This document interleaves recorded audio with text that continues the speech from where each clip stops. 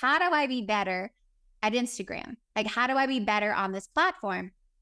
So here are the three takeaways that I think are really helpful and tactical that will allow you to actually take some movement immediately into actually being better on the platform. Number one is you have to know how the algorithm works.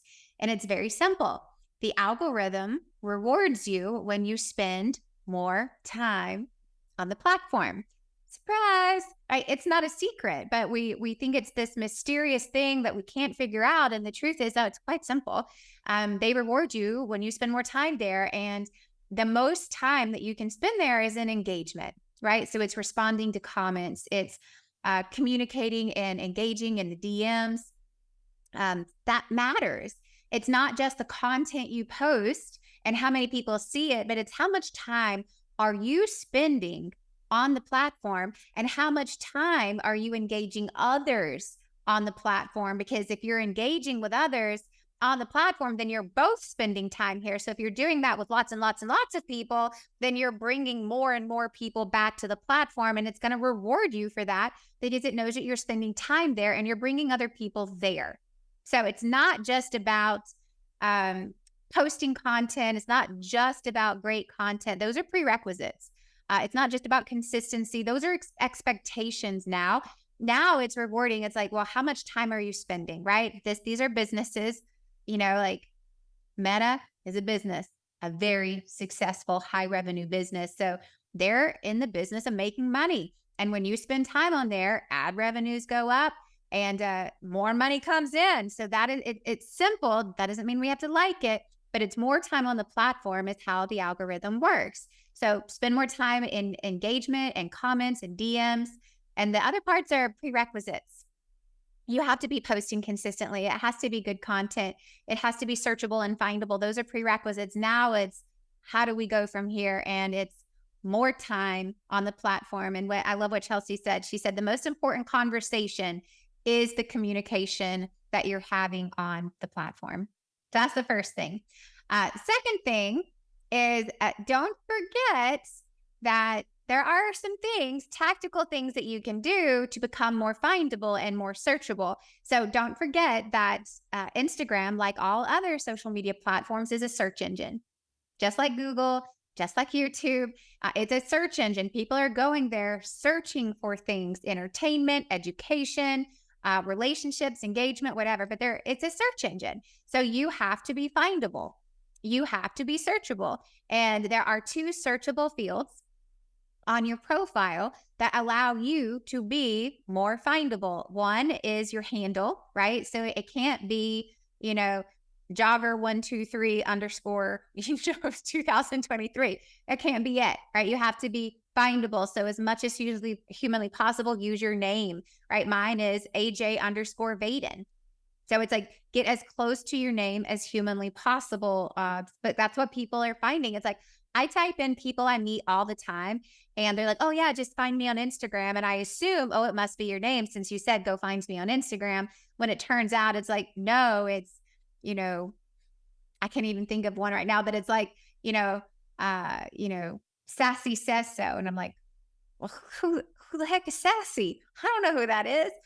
So you got to be findable, right? So that's the first place. And then the second is where your name goes, right? So it's your profile and then it's your username, right? So it's like your handle and then it's like, what is the actual name? So like where that is, if you've got the blue chip, then you also have something that's legally identifiable on your license. So my legal name, I don't know if you knew this, is not AJ, it's Amanda. So I had to come in there and put in a little bit more information. So it's Amanda Johns Vaden, little space, Brand Builders Group, because it's different than my handle, which is AJ Vaden, which is what I've gone by since age 10, but it's not my legal name. So I've got my legal name, Amanda Johns Vaden, and then Brand Builders Group, because that's what I want to be associated with. That's why I want to be identified with. If people are searching for Brand Builders Group or AJ, or in this case, Amanda, which no one is doing that, but I want everything to be defined and coalesced together. So those are the two fields that are searchable. And then the rest of the information in that profile section is helpful, but it's not searchable, right? So once somebody finds me or finds Brand Builders Group, Then it's like, is this someone I want to follow? Someone I want to look at their content, someone I want to engage with. And I make it very clear, like, this is what you're going to get from me. And here's my call to action of how to engage with me off the platform. Those are all really helpful things because we're not trying to build our audiences just on social media, right? Social media to us, it's an advertising vehicle.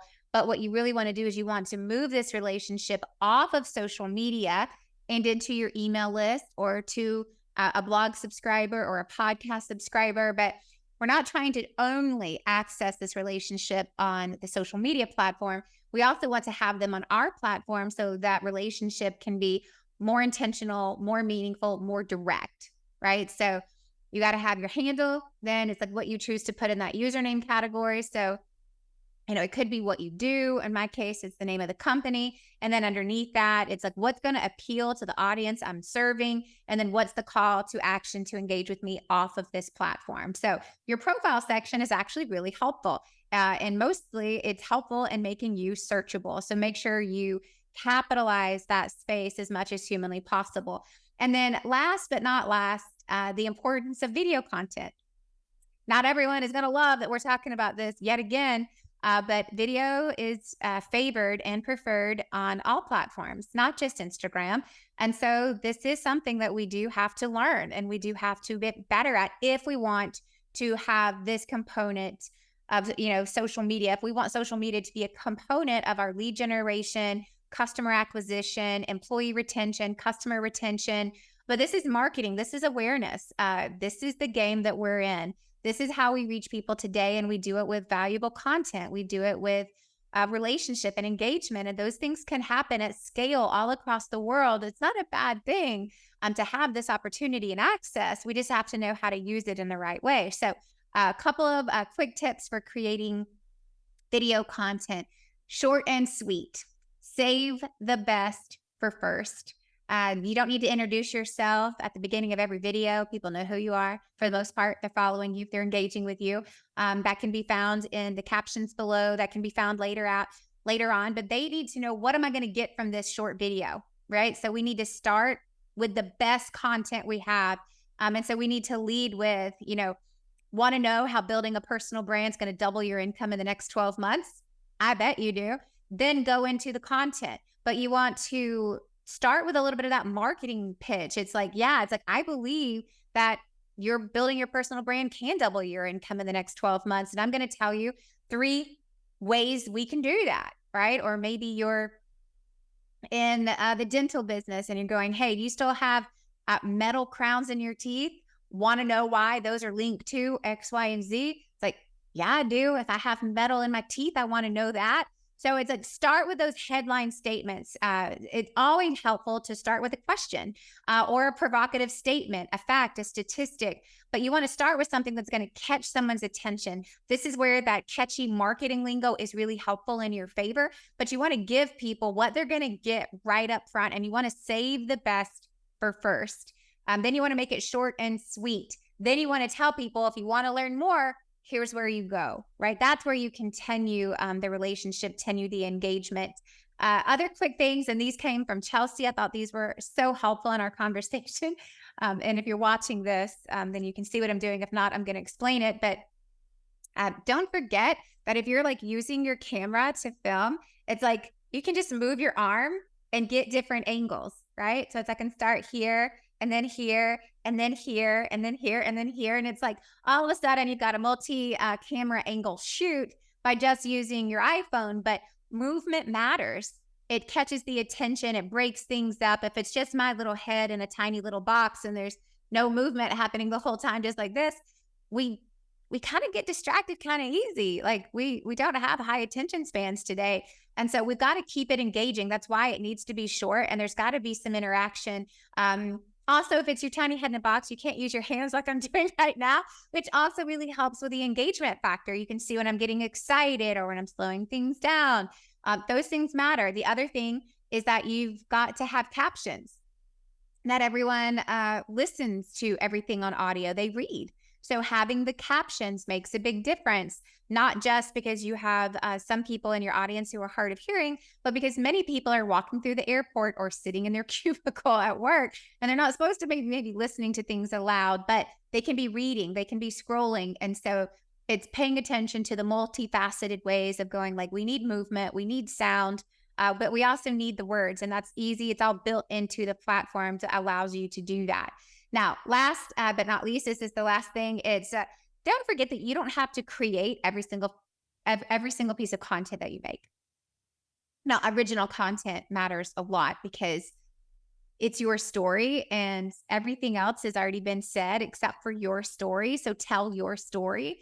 No one else has your unique personal experiences, life stories, only you do. So tell the thing that no one else can. Give the ideas and the examples that only you can because they're yours. But that's not the only thing that you have to create content about, and you can vary it up so it doesn't feel so overwhelming. Like, oh, I have to come up with this brand new stuff every day or every week. No, you don't. You can come up with it as it feels good and original to you, but don't forget every single day you get asked a certain amount of questions that you know the answers to. Could you share that content in a video? Don't forget every single day you ask questions that you need answers to. Once you get them, could that be a piece of content you share with your audience? Every single day, you go places, you see people, you have experiences, you encounter interesting or weird moments. Can other people relate to those? Does that create the human element that you need? Does that create relational value where somebody else can go, huh, me too. That happened to me today too. Like, I'm so glad I'm not the only one. Or I can't believe this happened to somebody else before. I thought I was the only one, right? And it happens at both levels. And so don't forget, you don't have to create every single piece of content based on your original content, although that's helpful and important and valuable. But there's also everyday moments that we all experience all around us that allow you to create that human relationship online where someone else can go, me too. Me too.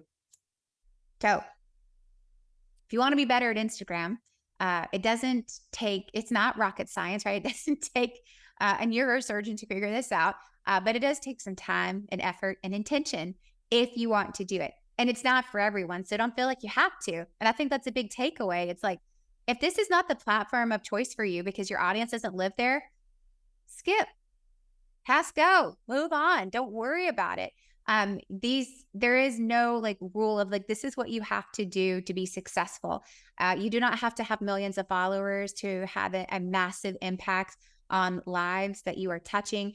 You do not have to have viral videos to make a difference. You don't.